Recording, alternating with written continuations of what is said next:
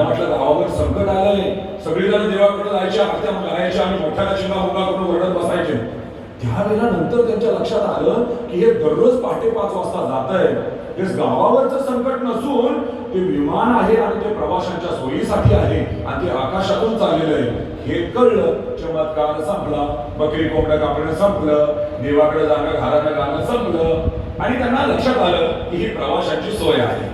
आपल्या जीवनामध्ये जी दुःखाची किरकिर चालू आहे, दुःखाची घरघर चालू आहे, याच्याबद्दल आपल्याला कोणी सांगणारच भेटलेला नाही मार्गदर्शक. आणि मग काय होतं, हे मार्गदर्शक न भेटल्यामुळं आपल्या जीवनात निर्माण होणारी साडेसाती आणि जे दुःख आहे ते कोणीतरी करणी केलेले आहे, कुठेतरी निवडूशाचा मोह झालेला आहे, आपल्यावर कोणीतरी मूठ मारलेली आहे, लोकांना आपलं ऐश्वर्य भगवत नाही, लोक आपल्यावर जळतात, म्हणून हे असं सगळं चाललेलं आहे.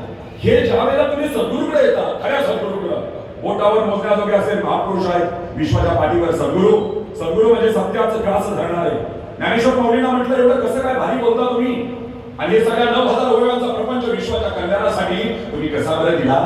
त्यावेळेला माझी माऊली म्हणते, माझी या सत्यवाचे तप केली या असो बहुत कल्प, म्हणून तया फळाचे महाद्वीप मातलो प्रभो. काय प्रेम करावं कृष्णावरती, भगवंतावर. अर्जुनाने माझ्या त्यावेळेला तिथं म्हटलेलं आहे, प्रेमाची पिऊन मातरी अर्जुन मोहे गुंतली तेथुनी निघुने. असं प्रेम भगवंतानं भक्तावर करावं की त्या प्रेमामध्ये असे गुरफटून पडले. अरे रणभूमी भरलेली आहे, कौरव आहेत, पांडव आहेत, अनेक युद्ध लढावली आहेत, सगळे राजे आहेत, सगळे एकट्या अर्जुनावर प्रेम का करावं बरं. म्हणून ज्या वेळेला सैन्य पाहिजे तुला, का भगवान श्रीकृष्ण पाहिजे, तर म्हणजे आम्हाला कृष्ण भगवान द्या. सैन्य मागितलं नाही, सैन्य मागितलं दुर्योधनानं. ज्या वेळेला आपल्या जीवनामध्ये दुष्कर्मानं आपली पायरी भरत जाते, त्यावेळेला सत्कर्माच्या उंबरट्यावरचे दिवे दिसत नाहीत आपल्याला, सत्कर्माच्या राजमार्गातल्या सुखाच्या गोष्टी दिसत नाहीत आपल्याला, तेव्हापासून आपली बुद्धी दूर जात असते आणि आपली ज्योत मंदावते. ती दुर्योधनाची वेळ आली तशी, आणि त्यानं सैन्य मागितलं. हे सगळं झालेलं असताना रणभूमीवर आल्यावर ज्या वेळेला भगवान म्हणतात अर्जुनाला, तू मला एकट्याला कसं काय बरं मागितलंस, सैन्य मागितलंस, मला का बरं मागितलंस. तर अर्जुन हळूच देवाला म्हणतो, हारलो आपण तरी तुमचीच आबरू जाईल ना, माझं काय फरक पडतोय मला. काय गंमत आहे बघा, आपण हरलो तर तुमचं आबरू जाईल, तुमचं नाव जाईल. मला मी काय कोणाला ओळखत नाही, मला पण लोक ओळखत नाही, तुम्हाला विश्व ओळखतं, तुमची आबरू जाईल.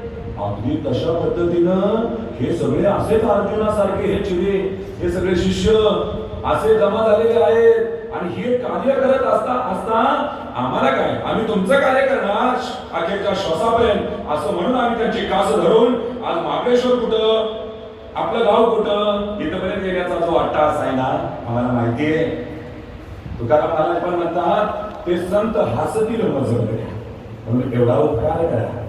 देवाला म्हणताय, मी जर मागे राहिलो, तुम्ही माझा स्वीकार केला नाही, तर लोक मला हसतील, पण लोक मला हसू नये म्हणून तुम्ही मला माझ्या बरोबर, तुमच्या बरोबर घेऊन चला म्हणा, असं तुकाराम महाराज देवाला म्हणताय.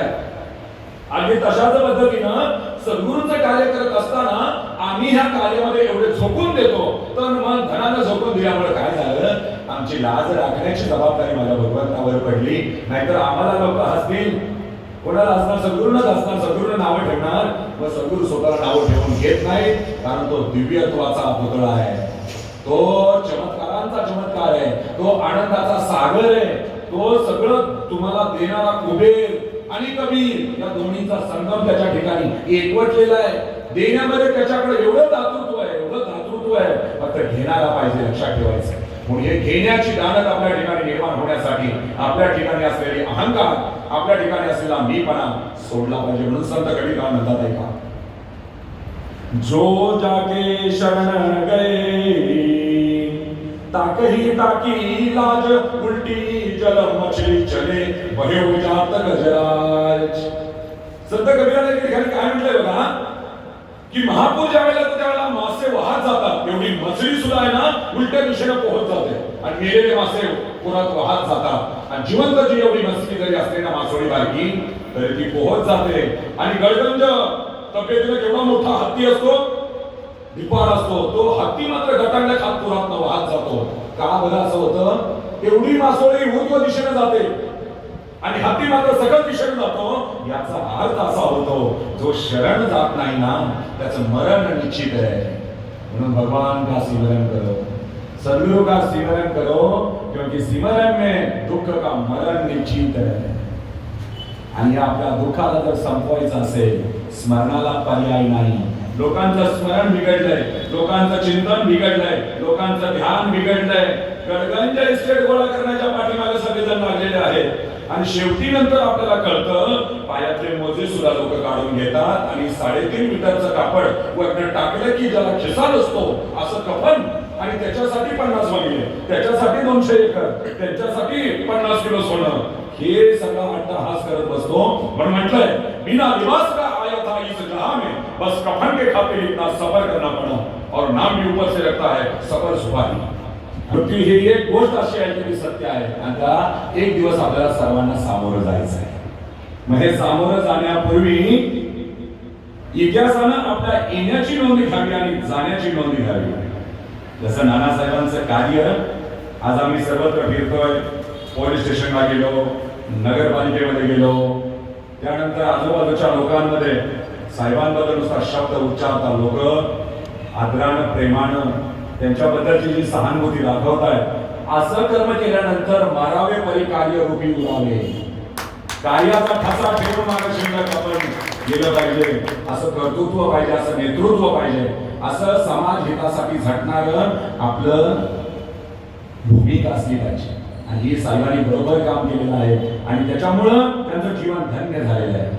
ते आनंद पिक्चर मध्ये राजेश खन्ना म्हणतो ना, बाबू माशाय, जिंदगी लंबी नहीं बड़ी होनी चाहिए. आणि ही बडी जिंदगी साहेब आपण जगला. सॅल्यूट तुम्हाला भरत मंगळकर जीवन अशी आणि हे डोहाळ लागलं पाहिजे. अरे संपूर्ण महाराष्ट्राच्या बहिणींनी भरलेला असताना एकट्या वीरांगणेला डोहाळ लागलं. शुरांच्या कथा वाचून लाखमाचे पोवाडा ऐकणं, भाला फेक करणं, दांडपट्टा चालवणं आणि घोड्यावर बसणं. आणि या आईसाहेबांच्या पोटी त्या दिव्य विचारातून हा हिरा जन्माला आला. हिंदवी स्वराज्याचा संस्थापक झालेला राजा छत्रपती शिवाजी महाराजांच्या रूपाने. जीवन विद्या काय सायन्स सांगते का? सद्गुरूंची संपूर्ण जी फिलॉसॉफी आहे ती विचारावर आधारित आहे. विचार हा चैतन्य शक्तीचा आविष्कार आहे. तो जीवनाला आकार देणारा कुशल कुंभार आहे. विचार हा अल्लाउद्दीनचा दिवा आहे. विचार हा विश्वाचा सम्राट आहे. विचार हा परमेश्वर आहे. विचार हा कुशल कुंभार आहे. आणि first there was a word, the word was thought and thought was God. विचार हाच ईश्वर आहे. म्हणून आपल्या ठिकाणी निर्माण होणाऱ्या शब्दांची निर्मिती जी आहे ती निर्मिती जर पॉझिटिव्ह असेल तर पुढे सुख मिळणार आहे हे सांगायला ऐकायला ज्योतिषी बघायला नको आपल्याला. आज लोक निगेटिव्ह चिंतन करतात आणि दुःखाच्या व्यवहारी दुःख लाभ झाला. संत म्हणतात सुखाचे व्यवहारी सुख लाभ झाला, आनंद कोणाला मागे पुढे. आज पिक्चर बदलायचा असेल तर आपल्याला रीड बदलला पाहिजे. जीवन जर आपल्याला आनंदी करायचं असेल, जीवन आपल्याला सुखी करायचं असेल तर पहिल्यांदा सुखाचा रीड आपल्याला टाकता आला पाहिजे. आणि मानव जातीच्या जीवनामध्ये आणि प्रत्येकाच्या विचारामध्ये, प्रत्येकाच्या अंतर्मनामध्ये सुखाचं प्रक्षेपण व्हावं याच्यासाठी त्या अनंतकोटी ब्रह्मांड नायकाला डोहाळं लागलं या पृथ्वीच्या पाठीवर येण्याचं. आणि त्यांनी वामन अवतार धारण करून या विश्वाच्या कल्याणासाठी जीवन विद्येची निर्मिती केली. या संपूर्ण फिलॉसॉफीमध्ये एवढी अंधश्रद्धा सापडणार नाही. इथं आहे ते फक्त शौर्य.